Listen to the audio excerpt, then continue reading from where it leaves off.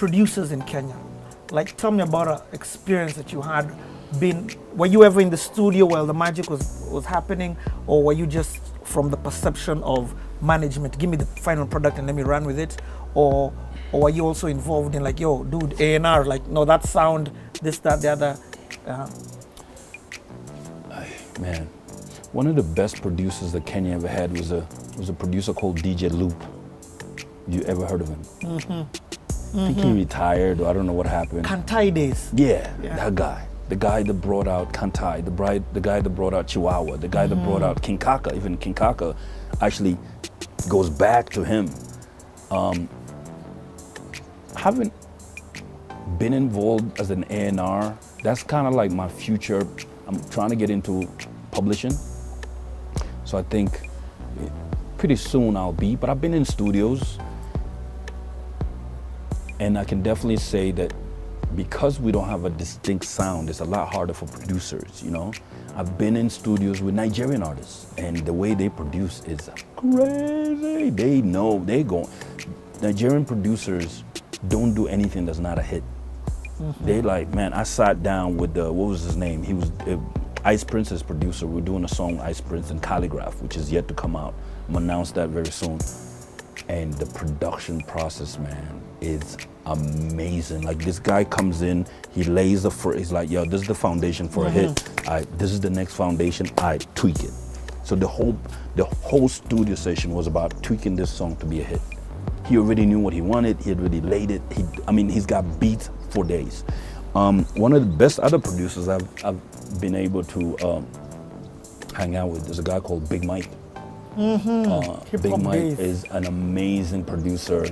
I feel like he just hasn't been given the opportunity to hone his craft. I see that he's trying to make a comeback, and those are some of the amazing production moments that I've ever had in my life. I've seen those three guys really get in the studio and just kill it, you know? Yeah, it's really just about finding the Kenyan sound. When are they gonna find that Kenyan sound? Somebody is working on that, I can imagine. You know, RK was really, he nearly got it. Moto, RK was there. I could see RK going towards that producing the next wave of the Kenyan sound. Now, what happens in moments like this is, because we have so many talented people, you're gonna see in the next, I don't know when, you're gonna hear a Kenyan sound that's just gonna blow the world around. What I like about Kenya is, like, just because Kenya is not necessarily on top of the chain as far as music is concerned, doesn't mean that Kenyan music has stopped. What I love now is that people are looking within themselves. I love it, because when you're always on top, you will never look within. Nigeria was not always on top. There was a time when Nigeria looked at Kenya. Nigerian artists used to look. Tanzania. Yeah, Tanzania used to look at Kenya like, wow, you guys are doing it, man. What I like about Kenya is, like, Kenya is in a very unique spot where there will always be the leaders. The infrastructure is here.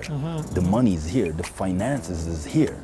We'll never run out of. The only thing is just about when is it the right time for Kenya. But one thing that we've built that's great is the infrastructure. You go to a concert in Kenya, and then you go to a concert in Tanzania, you go to a concert in Nigeria.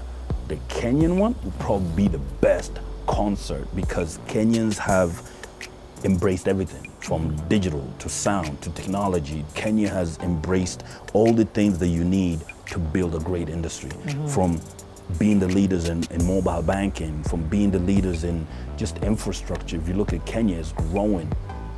A lot of these artists love performing here. You can see that they're not even performing in their own home countries, but they come here. Tanzanian artists are not even doing that many gigs in their country, but they come in here because they know here is the home. And when Kenya blows up, you shall see. I'm very hopeful that Kenya will create the future sound of Africa. Watch. It's coming. How many years? It's coming. It's something that's just gonna be like a phenomenon. It's gonna come out of the sky. Because remember, music is God-given. Talent's God-given. How people listen to music is very God-given. Many years ago, we all like that boom bap rap. Boom, boom, boom. That, you know? Look at it, how it's changing. People move. Things change. They're not gonna stay the same. You know, if you look at even music like reggae, back in the day it was the ska, the boom, ka-cha, the boom, boom, boom, ka-cha. Now, reggae's become more melodic. You know, it's changing. Like everything is sweeter now. So you can never tell. You can never tell what's gonna be the sound of the future. But I have a feeling that Kenya has the ingredients to create that sound of the future. I can see it from just even the fact that Kenyans are not glued to one sound. You know, Kenyans listen to different things. So the future kid, From that little kid, Bill to what they're listening down in Cumberland. That's it. That little kid is like gonna combine traditional sounds from the forest with a top global sound. That kid is I've listened to Kwame, an artist called Kwame. Kwame is nice. I've heard his music and I can see it. I can see it. It's not definitely. It's about to happen, and I can see it coming back. The renaissance of the African sound is gonna come back from here. I have a feeling like Kenya is the perfect place because Kenya is open. If you go to a lot of places, all they listen to is their sounds. What about Kenya is kind of open, and if you listen to a lot of even Nigerian music or South African music, you can see that they really go out there and find different sounds. You can hear Kenyan sounds in Nigerian music, you know. So I have a feeling like Kenya is gonna create that sound. I'm very hopeful. Okay. Yeah. What did you want to say about Adab for Calligraph? Calligraph. The fact that I say he's a rapper's rapper is because this is the guy that produced so many mixtapes. You remember every year he had at least 2 mixtapes. Before he really blew up, he was a mixtape guy. He went from being a battle guy, battle. He went to every battle. Kali was like winning. There's a battle in Dandora. He's going. He's winning. He killed all the battles on Wapi. MC Africa. He killed it. Then he just started releasing mixtapes. I think this guy has like over 5 to 6 mixtapes in his name. He was just churning them out and trying. When he didn't do well, he went back to the drawing board. He's like, okay, that didn't sound good. Let me do it better.